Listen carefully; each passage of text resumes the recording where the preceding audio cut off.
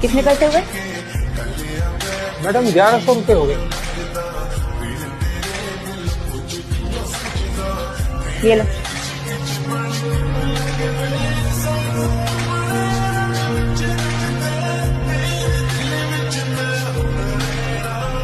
पैसे वापस नहीं करने क्या?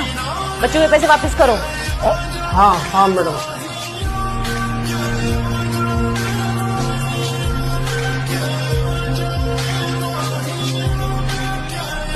ये लीजिए। ठीक है, जाओ अब। बेटा वो टीवी। अरे आपको समझ में नहीं आता कि एक बार में कि बेटा मत बोलो। सॉरी मैडम, मैं थोड़ी देर टीवी देख लूं। क्यों देखनी है? जाके अपना काम करो ना। या अपने काम से बचने के लिए टीवी देखना चाहते हो आप?